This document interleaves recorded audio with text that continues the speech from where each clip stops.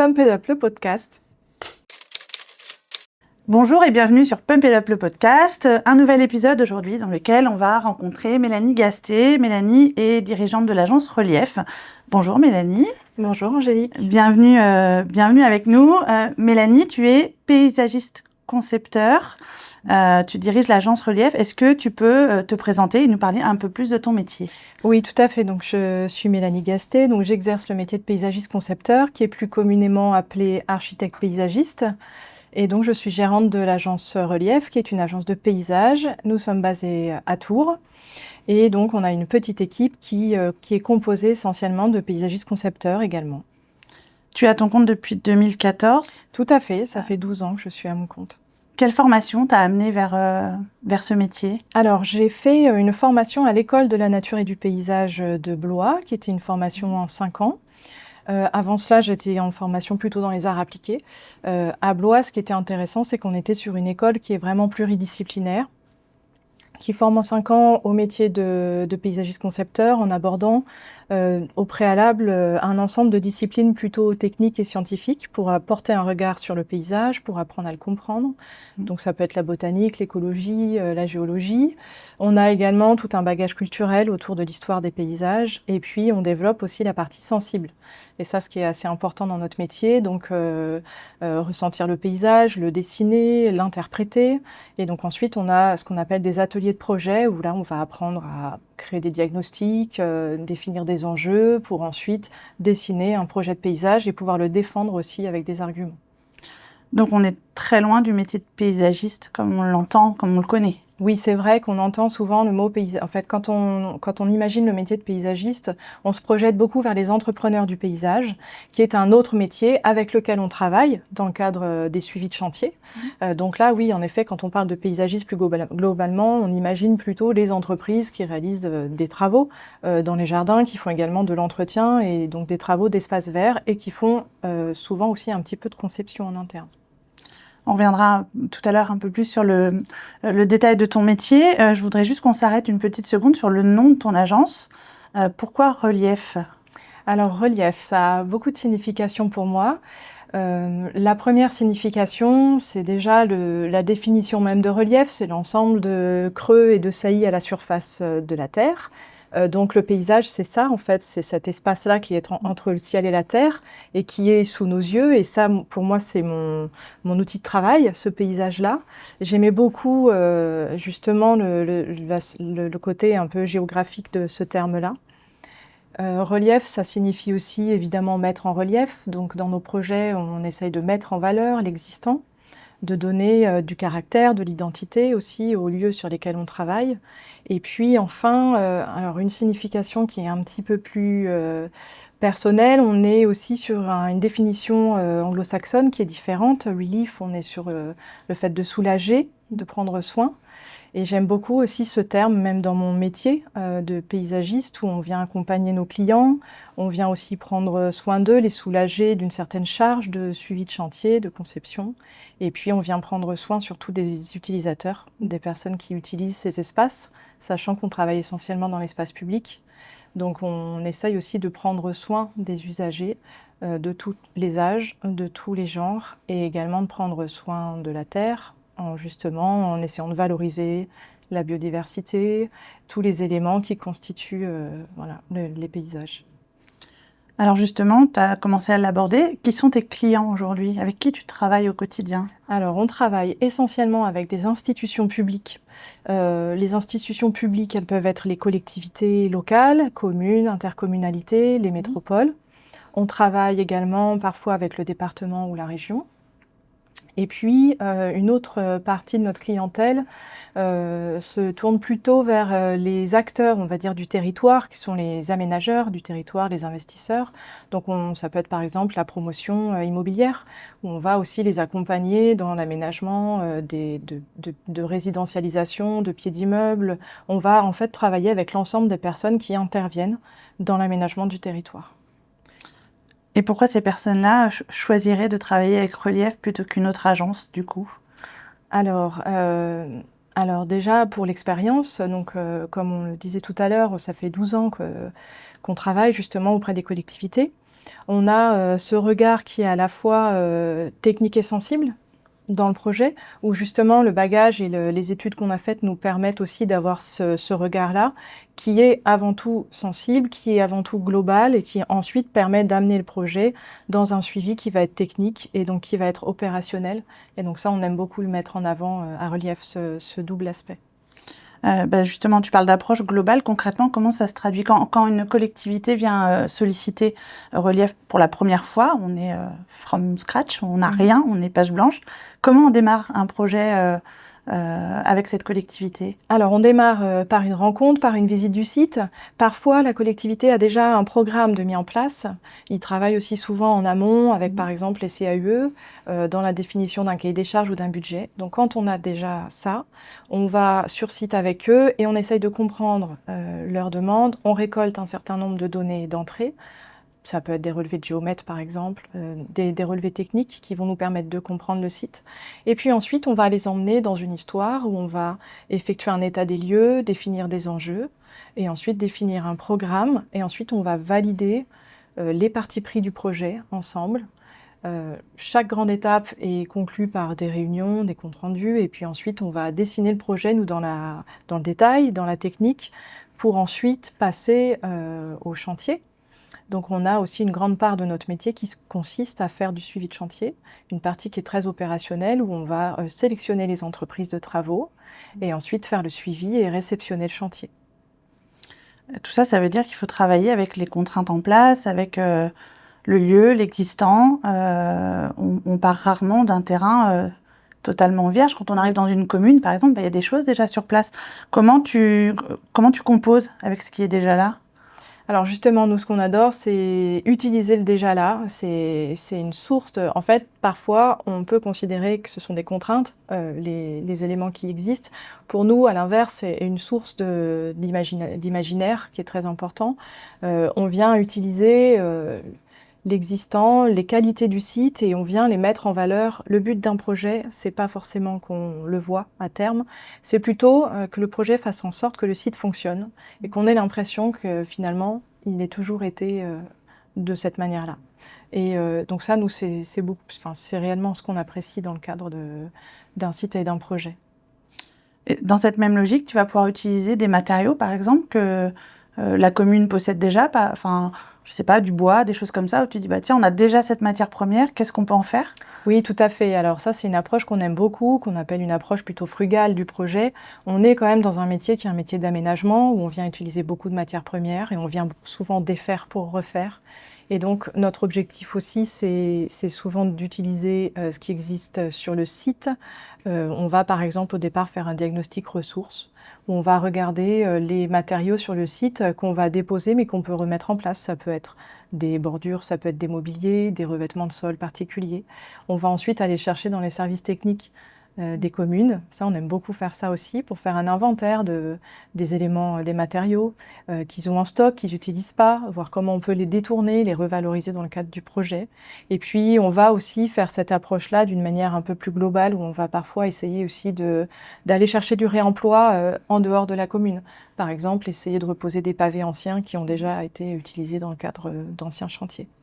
C'est une vraie conscience environnementale. Tu sens que c'est un argument ou quelque chose en tout cas à laquelle tes clients, les collectivités sont sensibles? Ça parle? Alors ça parle, c'est pas forcément immédiat pour eux, c'est-à-dire qu'ils y pensent pas forcément. C'est pour ça que pour moi, c'est réellement à nous en tant que maître d'œuvre de faire cette démarche. Et puis ça a aussi une valeur ajoutée pour eux sur un aspect financier, parce qu'on est aussi dans une réutilisation des ressources et donc dans une réduction des dépenses. Tout à l'heure, tu parlais, dans ton métier, ton objectif, c'est de faire en sorte que l'usager puisse exploiter le lieu de la meilleure des façons, en tout cas que ça lui paraisse fluide, évident, etc. Est-ce que dans cette logique, tu les concertes en amont, les habitants, je sais pas, les personnes du quartier, etc. Est-ce qu'il y a ce système de concertation qui peut être mis en place? Oui, tout à fait. Alors la concertation, elle est souvent mise en place à la demande de la maîtrise d'ouvrage, donc du client, mais il nous arrive très souvent de la faire. On la réalise au début des études, donc plutôt dans les phases d'études de faisabilité, dans les phases de diagnostic. Et là, l'idée, ça va être vraiment de récolter les avis, surtout les ressentis, On va rencontrer les riverains, les utilisateurs des lieux. On va surtout se rendre sur place, poser des stands dans la rue, aller à leur rencontre directement. Parfois, il nous arrive aussi de le faire sous forme de table ronde, où réellement, là, on va se mettre autour d'un plan et on va discuter. Ces moments-là, ils sont très importants pour nous parce que, au-delà de saisir les éléments de programme que ces personnes et que ces habitants vont nous transmettre, on est aussi beaucoup à l'écoute de tout ce qu'on entend, de leurs réactions, et on vient comprendre un peu aussi la manière dont le lieu est vécu, parcouru, et c'est ça aussi qui va nous inspirer dans le cadre du projet. Tu as un exemple justement d'un projet que tu aurais réalisé de cette façon, en partant de la concertation et en amenant le projet jusqu'au bout? Oui, j'ai un exemple alors sur un jardin public qu'on a créé à Orléans, donc dans le quartier de la Source.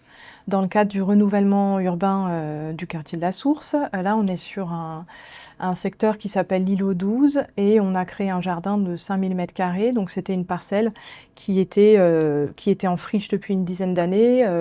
Il y avait un ensemble de logements qui avaient été démolis en 2014. Et donc là, on est sur un site qui est vierge, qui est une sorte de friche parcourue par l'ensemble des habitants du quartier depuis 10 ans. Et donc l'idée, ça a été de les rassembler autour de ce sujet-là pour voir vraiment les éléments dont il manquait dans le quartier en termes d'usage, d'utilisation. Et donc là, ça a été vraiment très riche pour définir le programme du jardin et de répondre réellement aux besoins des habitants du quartier. Là, c'est un projet un peu d'envergure. Est-ce que il t'arrive aussi d'intervenir sur des projets vraiment plus humbles ou plus modestes, entre guillemets des petites choses peut-être des exemples à nous... Oui, tout à fait. Alors, c'est vrai que ce qu'on aime dans notre métier, dans les projets, c'est qu'on a des échelles qui peuvent être très différentes d'un projet à l'autre, des budgets qui peuvent être également très différents et des typologies aussi très différentes. Et donc là, en effet, je pense à un autre projet qui est à Chissot. Alors là, on est sur une commune de Touraine, on est aux portes du château de Chenonceau. Donc à Chissot, on a les bords, les berges du Cher, les rives du Cher, qui sont extrêmement belles, très bucoliques. On est sur un espace en hiver qui est utilisé essentiellement par les riverains. Et en été, ce lieu se transforme puisqu'on a un certain nombre de visiteurs qui arrivent sur le site et qui partent de Chissot pour se rendre à Chenonceau en bateau, en canoë. On a également le camping, on a les camping-cars, les départs de montgolfières. Et donc, on se retrouve sur un site qui est très vite saturé. Et donc, ce beau site qui est assez bucolique en hiver, en été, se retrouve très chargé avec beaucoup de conflits. Et donc là, pour le coup, on est sur un chantier où on est intervenu avec des petits budgets pour gérer ces conflits, pour dissocier les flux. Donc, les flux piétons, les vélos, les voitures. On a créé des espaces qui permettait aussi de mettre en valeur le Cher en créant des pontons, des balades, des tables de pique-nique, des bancs. Et en fait, en réalité, ce projet-là, quand on va sur le site, on n'a pas réellement l'impression qu'il y a eu une intervention. Mais l'idée, c'est plutôt de réorganiser les choses et de faire en sorte qu'il y ait un meilleur respect du lieu et qu'il y ait une meilleure entente entre les usagers. L'idée, c'est ça, c'est qu'on n'ait pas l'impression que ça a été réfléchi mais plutôt que ça ait toujours été là et composé de cette façon-là. Tout à fait. Qu'on travaille réellement en soi pour le site, en fait, pour le mettre en valeur. Et du coup, toi, qu'est-ce qui te plaît le plus dans ton quotidien, dans ton métier ? Alors, ce que j'aime, c'est la variété. J'aime beaucoup le fait qu'on ait réellement des projets de tailles différentes, de problématiques différentes. On a également des phases de réflexion, de conception, où on est plutôt aussi dans des phases de dessin. J'aime aussi beaucoup le fait d'être dans l'argumentaire auprès des maîtrises d'ouvrage, de les accompagner. Il y a un côté humain qui est très important aussi dans notre métier. Et puis, j'avoue que c'est aussi assez satisfaisant de voir les projets sortir de terre, de faire un suivi de chantier et de voir aussi une idée comme ça qui se concrétise et qui ensuite est utilisée et qui porte ses fruits parce qu'on a un espace public qui est ensuite plus utilisé, plus apprécié. Et donc, c'est ce fil-là, cette évolution du projet, de l'idée à la réalisation qui est assez satisfaisante. Ouais. Avec tous les aléas qu'on peut aussi parfois rencontrer, parce qu'on travaille le sol, donc il a dû t'arriver aussi peut-être de découvrir que finalement le chantier n'allait pas se passer exactement comme on l'avait prévu. Tu as des exemples ou pas ? D'ailleurs, est-ce que tu as une anecdote sur un chantier où tu as dû remanier un peu le projet parce que l'idée n'allait pas se concrétiser exactement comme ça ? Alors, ça arrive souvent, ce sont les problématiques chantier. Oui, alors on a parfois des problématiques, par exemple, de gestion des eaux pluviales, où on se rend compte qu'on essaye d'anticiper au maximum, dans le cadre de la conception, la manière dont l'eau va ruisseler et se comporter sur site. Il arrive parfois dans le chantier, donc là je pense à un projet d'une place qui est à Chinon, en hypercentre, où là on a dû retravailler pendant le chantier voilà, la gestion des eaux de ruissellement. Là on est sur un projet à Chinon qui est dans le centre historique de Chinon. C'est une petite place d'à peu près 1300 mètres carrés. Et ici, on a fait un travail qui était plus de dessin, de calpinage, de pavage. Donc là, dans un aspect qui est très urbain, par exemple, où on est venu redessiner une place totalement piétonne. Auparavant, c'était un parking. Et on est venu redessiner une partie haute pour les piétons, donner un espace en bas pour maintenir la circulation. Et surtout, on a essayé de s'inscrire dans l'identité de Chinon. Ça, c'est ce que j'aime aussi dans notre métier, c'est qu'on arrive à chaque projet. En fait, dans chaque projet, on a ce défi de s'adapter aussi à l'identité du lieu. Et Chinon, on avait une identité qui était très forte. Et donc, on est venu aussi faire des choix de matérialité, de matériaux de pavage adaptés aussi à cette commune. Il y a des choses parfois qui te sont imposées dans le bâti, dans la construction. Tu parles de Chinon, ça m'y fait penser. On a souvent affaire aux ABF, aux architectes des bâtiments de France, qui imposent de respecter un certain cadre, des contraintes, etc. C'est valable aussi pour ton métier? Tout à fait. On travaille très souvent d'ailleurs en Touraine dans les secteurs périmètres inscrits ou protégés. On travaille beaucoup avec les architectes des bâtiments de France, souvent en amont, dans les premières phases d'études, en esquisse. Et l'idée, c'est plutôt d'échanger avec eux sur des prescriptions, des choix de matérialité, des choix de palette végétale. Ça fait complètement partie de notre métier. Et voilà, on s'entend très bien aussi avec eux et on est aussi vraiment dans cette approche-là de mettre en valeur le patrimoine historique. Et donc, c'est souvent des échanges qui sont enrichissants pour le projet. Tu l'as dit au début, ça fait 12 ans que tu es installée aujourd'hui. Quels sont les projets pour l'agence Relief, pour la suite? Est-ce que c'est développer une certaine autre clientèle, un certain type de projet, ou maintenir ce qui est en place et ça te convient bien? Est-ce que tu as des idées, des envies pour les 12 prochaines années? Alors j'aimerais continuer déjà à faire de l'espace public parce que ça c'est vraiment ce qui nous anime, mais j'aimerais aussi, je pense, pouvoir accompagner un peu plus les communes dans une vision qui est plus à long terme de la manière dont ils aménagent aussi les territoires, créer des schémas directeurs, créer des plans guides qui leur permettent au fur et à mesure de saisir, de comprendre, de voir les espaces qui appartiennent à la commune et qui peuvent être valorisés, qui peuvent être plantés. On traverse aussi là des épreuves de canicule qui sont pas simples et qui permettent aussi de se rendre compte que finalement en ville, on a encore beaucoup de progrès à faire vis-à-vis du lien à la nature en ville et on se rend compte surtout du rôle important de l'arbre. Voilà, pour baisser les températures, l'arbre, il apporte aussi une évapotranspiration, il apporte une ambiance, un climat qui est beaucoup plus vivable en ville. Et j'aimerais aussi avoir cette démarche d'accompagner les clients dans une prospection à long terme, parce que les arbres, il faut les planter aujourd'hui, pour que dans 20 ans, 30 ans, 50 ans, on ait des villes qui soient aussi plus vivables. Et voilà, cette projection, elle devient assez urgente maintenant. Donc finalement, si tu devais résumer ton métier, ton quotidien en quelques mots, qu'est-ce que tu pourrais nous dire? Alors on pourrait imaginer, en fait on connaît très bien le métier d'architecte, qui consiste à concevoir du bâti, à effectuer un suivi de chantier, à accompagner un client comme ça de A à Z, de la conception à la réalisation. Finalement notre métier, il consiste exactement à ça, mais sur les espaces qui sont autour des bâtiments. Donc tous les espaces extérieurs. À cela s'ajoute la dynamique du vivant, c'est-à-dire qu'en plus de concevoir les espaces, d'effectuer le suivi de chantier, on va aussi prendre en compte toutes les dynamiques vivantes qui participent en fait à la vie de ces espaces extérieurs. Et donc ça, c'est un sujet qui est très important pour nous. Je pense que pour tous ceux qui découvriront ton métier, le parallèle va être encore plus parlant et on va vraiment pouvoir comprendre ce que tu fais au quotidien. Merci beaucoup, Mélanie. Merci à toi. Merci pour ce moment passé avec nous. Merci à tous ceux qui auront l'occasion de visionner ce podcast. Et puis, si toutefois vous voulez prendre la place de Mélanie, ce sera avec grand plaisir.